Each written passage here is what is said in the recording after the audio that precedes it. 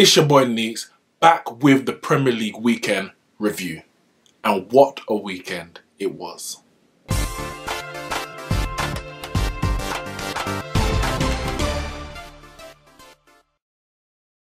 Top 4 race blown wide open. Thank you, Arsenal, first and foremost. We were down at the Emirates, and for me, a shock result.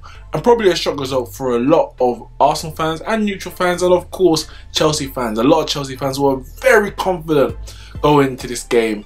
They're on definitely a better run of form than Arsenal were, even if they weren't playing brilliant football. 6 points clear they were in the race for top 4, but they didn't turn up.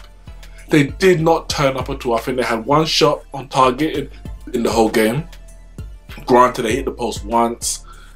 Pedro had a chance that just went past the post and he tried to lob Bernd Leno, but Arsenal dominated them from start to finish. Now, I'm not looking at the possession stats because possession, as I say, is 9/10 of the law. It's not the whole story. Chelsea passed and passed and passed, but at no point did it look threatening at all. Yet when Arsenal went forward, Chelsea looked leaky at the back. We've spoken about Chelsea's defence from the start of the season. You know, the brilliance of Eden Hazard throughout the season has somewhat masked over some of those defensive liabilities. Sometimes even performances, David Luiz pulling performances out of the blue, as he can do, has mastered those defensive performances. But there've been games where it's been exposed, such as Spurs, for example. But I would say today, Sunday, Saturday even, showed what Chelsea were lacking. They've got passes in their team. Jorginho, obviously Barkley came on, Kovacic started, Hazard of course, but they lack bite. They lack a real threat. Now, the players have to take responsibility first and foremost, of course, because those are the 11 players plus subs who go on the pitch and have to do the job. But the manager has to take some blame. He's playing players out of position. I think it was Rio Ferdinand, he said on BT Sport, and actually have hope. If you're watching, he said on Fan Park Live on the weekend, the signing of Jorginho is probably the most pointless signing in Chelsea's history. You go into a club, as was said on BT Sport by Rio Ferdinand and other guests, and you say to your board, your chairman, Roman Abramovich, the owner, I need a defensive midfielder. They must be looking at you like, are you mad? Do you not realise you've got arguably the best defensive midfielder in the world? Definitely the best defensive midfielder in the Premier League over the last few years, in N'Golo Kante. But they backed him. They gave him the money to get the defensive midfielder that he wanted. That man was Jorginho, and he's been poor. None more so than the game against Arsenal. And it seems like, which has been proved in the past, that if you stop Jorginho playing, Chelsea stop playing. He's the axis by which Sarri's tactics seems to revolve around. But for me, the best players for Chelsea are Hazard and Kante. But Sarri's playing his best players out of position. Now, I know he hasn't got the striker that he wants, but when Hazard started the season, they were playing Giroud up front, and Hazard was off the left. Granted, Giroud doesn't score many goals. Yeah, I don't think he's even scored in the league this season, possibly 1 or 2. But his link play allowed Hazard to play in his favourite position, and therefore attack the game in the best way he knows, even with the lack of quality around him in certain places. By putting him in his unnatural, unfavourable position, you not only take away from him, you take away from the whole team. Because then the other so-called, such as Willian, Pedro, they're feeding a striker who is not a striker. If you have someone like Giroud in there, who's back into fitness, we know Morata's supposed to be off to Atletico Madrid, so it's understandable he wasn't in the squad, even if fit. But if you have someone like Giroud in there, at least wingers such as Pedro and Willian and the full-backs as Alonso and Azpilicueta, they've still got someone to aim to. Not Hazard, who played in a false nine. I saw Alonso get up and down that flank time and time again, and there was no one in the box. Well, I mean, sometimes Hazard was there, and the other half was N'Golo Kante. They're probably the two shortest people on the pitch. That's no one to aim for. It's ridiculous. And Sarri has to take responsibility. But as I said, the players didn't turn up. But Arsenal have to get credit as well, because from minute one, they didn't allow Chelsea's players to turn up. I saw them pressing on the edge of Chelsea's box from early, forcing them to go long or they'll lose possession in their defensive third. So Arsenal had their game plan. Emery, who's come under criticism and just criticism in the last few weeks, he's you might say bowed to the fans' pressure, or just found strategies that are, you know, now suiting the team. In recent weeks he started Aubameyang and Lacazette up front.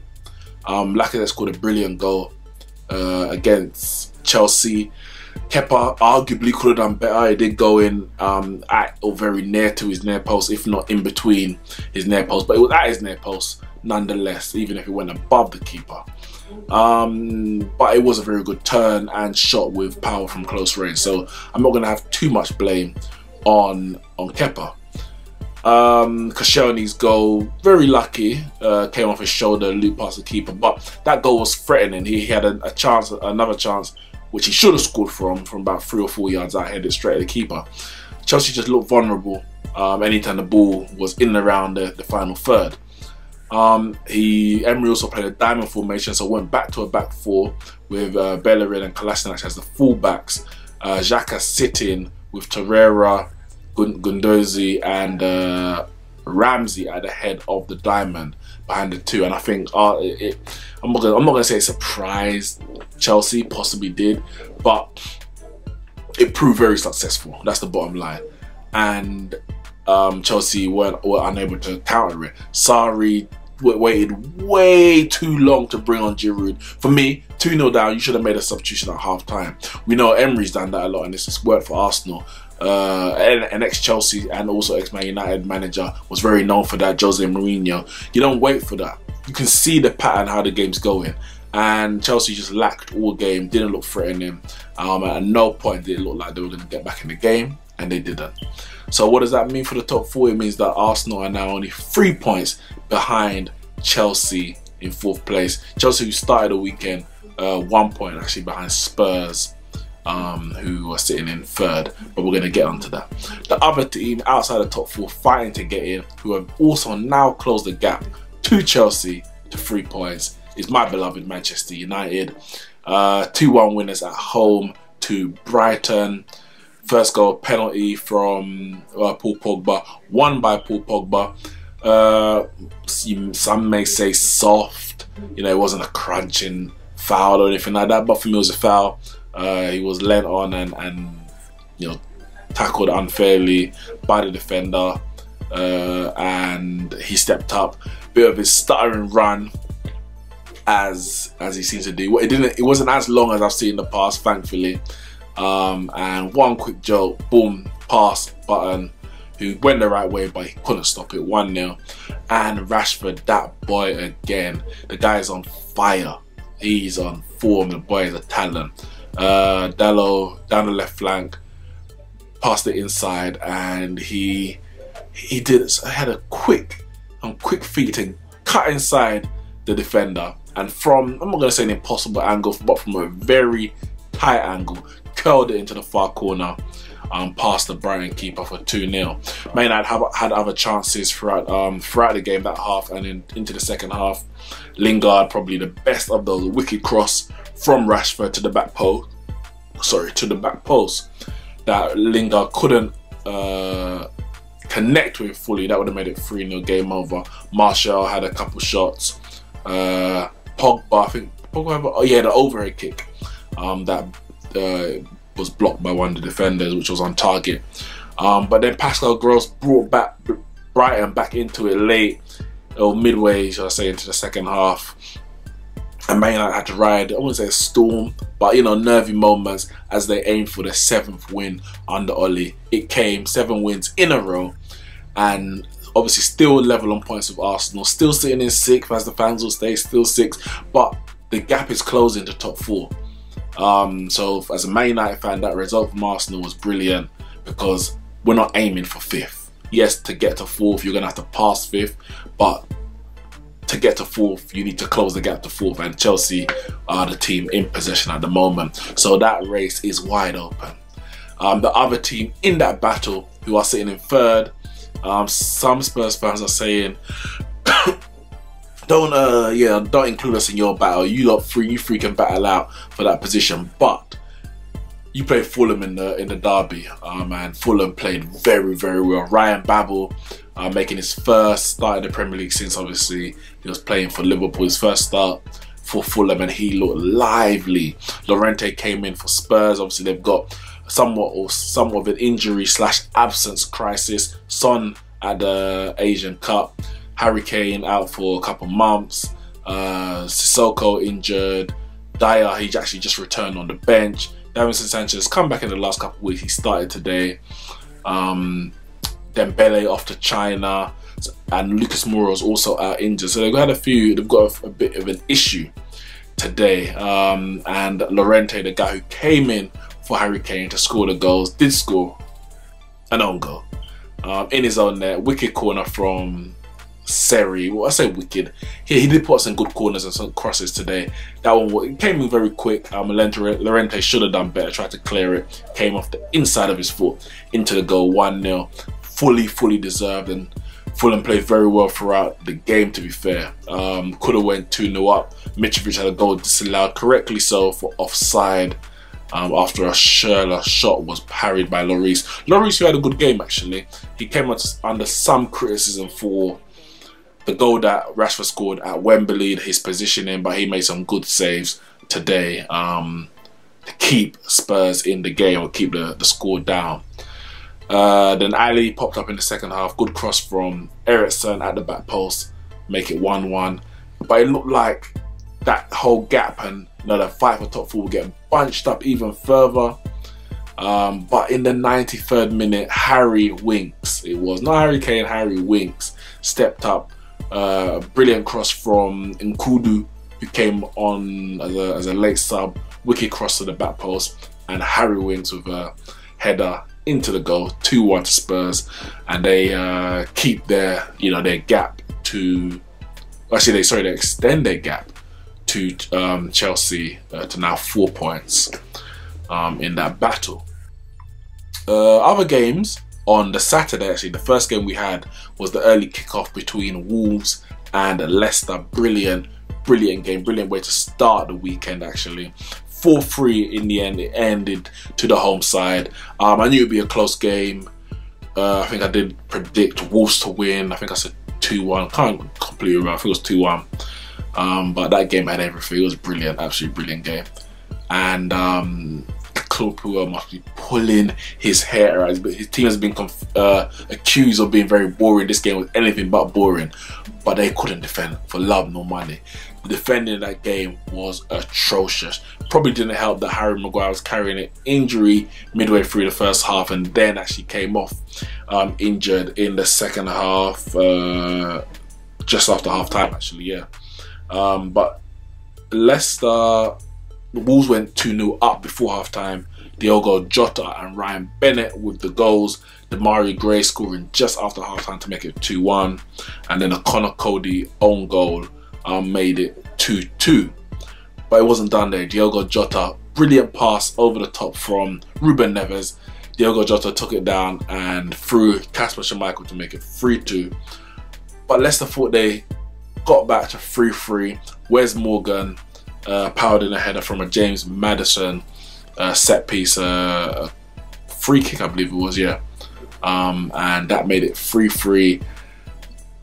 Just before the end of the game actually, Diogo Jota had another chance. I believe it was from another Ruben Neves ball over the top, but he couldn't get it down under control quick enough, and Kasper Schmeichel was able to smother the ball and settle that attack down. But Leicester kept going for that fourth and left himself open at the back. Ball, another beautiful ball from Ruben Neves to Jimenez down the right flank, split the Leicester defence, and he had an easy task of stroking it across the area for Diogo Jota's hat-trick. I have to ask, where the hell was this in the first game week when I had you in all my fantasy teams after your big money move? But he got his Premier League hat-trick. 4-3, exciting game, 93rd minute. That's why we had a lot of late goals this weekend. Bournemouth played West Ham at home. Callum Wilson back in the team and back on the score sheet. Much needed victory for Bournemouth. Had been on a very poor run of form, so that victory will come as a relief. Both their strikers, as it was, were actually on the score sheet. As first, Callum Wilson, a very good volley pass, Lucas Fabianski, and then late on the game, 91st minute, Josh King wrapped it up 2-0. Andy Carroll had a brilliant chance actually to score earlier. Cross came in and Mikel Antonio, ball got kind of caught under his feet, wasn't able to connect completely, but it fell to Andy Carroll about 2 yards out. Keeper closed him down, yes, but he blazed it high and wide. Inexcusable miss actually, but he did miss it and they lost out there. Newcastle played Cardiff. And the fans were chanting from very early, Mike Ashley out. But the players played for Rafa, the players played for the club, the players played for the fans, and maybe they played for the owner, I don't know. Brilliant 3-0 victory against Cardiff. They needed that as well. Obviously they're fighting relegation, so every point, every win is very crucial down there. And in a battle between another relegation rival, especially at home, it's a game you need to be winning, and it's a game they've won comfortably in the end. Fabian Schär, the defender, with 2 goals, and Ayoze Perez in the 93rd minute. We had so many late goals this weekend, some more crucial than others. Southampton, they played Everton, another team down in the relegation zone, who has, or in the relegation battle, should I say, who got a victory, much needed victory. Goals from James Ward-Prowse and a Luca Ding own goal made it 2-0 to Southampton. And Southampton, they're on a rich vein of form since Ralph, what's his name? I'll tell you in a second. But the new manager Ralph came in. The last 3 games, 1 draw and 2 wins, so that was definitely much needed for them.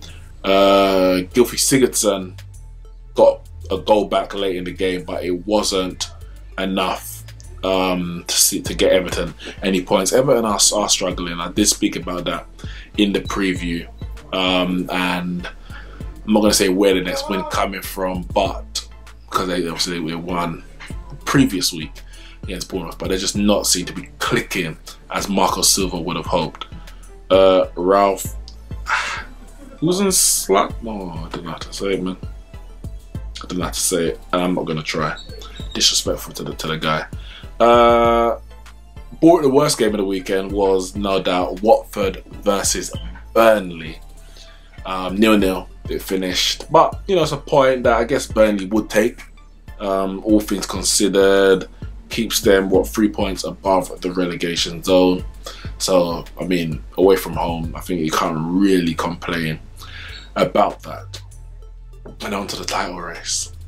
I'm going to deal with the last game first and foremost, which was Man City. Last game of the weekend. On the last day, Sunday. Manchester City away to Huddersfield, a game that we expected Man City to run out comfortable winners, and they did. First half, they did get a goal through Danilo. It was given to Danilo. I'm still convinced that the ball was not on target, and it should go down as an own goal to Schindler. I believe it came off, but they gave it to Danilo nonetheless. 1-0, but Man City were poor. They were lethargic. They seemed a bit too relaxed, like they knew the result was going to be, and there wasn't very much zip in their play. However, and we're going to talk about this on the podcast tomorrow, and I'm going to get onto it even a bit more in a moment. was a penalty appeal for Raheem Sterling. Kevin De Bruyne slipped it in the right hand channel and he was taken out. No doubt, for me, penalty. Early in the game, it was 0-0 at the time. Nothing given. He wasn't booked for diving. No penalty given, nothing. I don't understand how they missed it, because it was a certain penalty, but it wasn't given. Some people then said his reputation preceded him, and I have to really think, how many times has he actually dived for penalties? Sorry, and the one that comes to mind was the one against Shakhtar Donetsk in the Champions League. But that wasn't a dive. He ran, he kicked the floor, tripped, didn't appeal for a penalty. The referee gave it. What he didn't do was say to the ref, no, it wasn't a penalty. But that's not his prerogative. His prerogative is Manchester City. He hasn't cheated. The referee's made an incorrect decision. Take, for example, maybe not to the same extent, but sometimes there might be a corner or a throw-in where the referee or the linesman gives it the other direction. Both of them appeal for it. Yeah, it's ours. One of them knows that who didn't touch it or who touched it, but they appeal for it anyway. The referee or linesman gives it the other direction, and nobody says, oh no, you got it wrong, it's theirs. Nobody does that. So unless you've tried to cheat to get a penalty, I'm not gonna condemn a player for a referee's mistake when they haven't done anything to try and con the referee. So I don't understand. I say I don't understand. That the criticism Sterling gets for that is unjust, but sometimes I understand why he gets it for other reasons that I'm not going to get onto, but has been portrayed in the media. Someone who does deserve some of the criticism, however, is the last game we're going to talk about, and it's the Premier League leaders, Liverpool. And I don't want Liverpool fans to get triggered, because you know what you saw, I know what we saw. We saw the same thing. Salah is a diver. Salah is a brilliant player, a world-class player. I've never called him a one-season wonder. I've said that Salah wouldn't have a season like he did last year. He scored 30-odd goals in the Premier League, 34 I think it was. If he gets that this season, he's going to have a brilliant end to the season. So I'll still be very surprised if he does that, because that was what I might say is a freak season. However, I watched him at Roma. I saw bits of him at Fiorentina and even bits at Basel. Not so much Chelsea in terms of his performances. So I know that the level that Salah can play at, and if he can improve, and he's definitely improved. He's obviously moved more central as a striker, and the quality of the player, he's reaping the rewards of that system. So no doubt about Salah, his quality and what he's bringing to Liverpool. But face the facts, he is a diver. A few weeks ago, they played Newcastle, and he dived. And I'm not saying it wasn't a penalty, but he dived. That means that there was contact, he was impeded. Did what the defender do cause him to fall? If no, it was a dive, because you threw yourself on the floor. It doesn't mean it was a penalty because he was impeded. It just means a dive. Now the problem is, sometimes, the majority of times, referees don't give penalties unless you go down. So I understand why you may go down. It doesn't make it a dive. It doesn't mean that it's not a dive. It doesn't make it right or wrong. It's just, I understand why he would go down in such an instance. There was a game against, people said that he dived. Who was the last game? Who's Liverpool's last game? Bear with me. Oh, Brighton. And they won 1-0 and people said, oh, a dive. 100% not a dive. For me, he was impeded in a way, and he was kicked that would and could force him to go down. However, this weekend, Liverpool played out a brilliant game. Arguably, if not the game of the weekend. You know, obviously rivaling the Wolves against Leicester. But for what this means for the Premier League title race, the game of the weekend. Liverpool, Andros Townsend took the lead for Palace. A brilliant sweeping move. Zaha bursting past Milner on the left hand side and crossing back for Townsend. Then Liverpool got 2 goals just after half time. Salah and Firmino. One being from a lucky shot from Van Dijk that looped off a defender. Keeper Speroni could have and probably should have come out quicker, but a good finish from Salah nonetheless. Firmino then scores a deflected shot that goes in. 2-1 Liverpool. Crystal Palace then get back into it. Then Mo Salah scores again. This was 100% a keeping error. Basic cross from the right from Milner, and the keeper put like this. If Salah didn't touch it, it would have been an own goal. That's how bad the keeping was. But he was the right man in the right place. Another goal for the Egyptian. Sadio Mane wraps it up late on. However, this goal shouldn't have stood because Robertson handballed the ball in the build-up. Deliberate handball as well for me. But referee linesman didn't see it. Play on, and Mane scored a good finish. Max Meyer did pull one back in the 95th minute. So many late goals this weekend, I'm telling you. To make it 4-3, brilliant game. But Liverpool 7 points clear. At that stage, Man City pulled it back to 4. But Salah dived, and you saw it. The ball came to him and he got in the area, and Mamadou Sakho came behind him. Now, Mamadou Sakho went to make a tackle and kicked his leg, not with any real force, but kicked his leg. Salah wasn't, he probably didn't see the tackle coming, wasn't expecting it, so he wasn't planning on going down, but he felt the tackle, and it took him about a second to realize, oh wait, I've been kicked, let me drop to the floor, and he falls back like this. So he was kicked in his leg, and it falls back like this. And he wasn't going anywhere either. Like, it wasn't like he was running that pace. He literally just dropped to the floor and appealed for the penalty. So he tried intentionally to con the referee. For me, that's disgusting. And I'm not even saying that it's not a penalty, because one could argue if you kick someone in the box, it's a penalty. We have to remember though, football's a contact sport. Not every piece of contact is a foul, but I would completely understand if a penalty was given because he was kicked. For me, there was not much ado about nothing.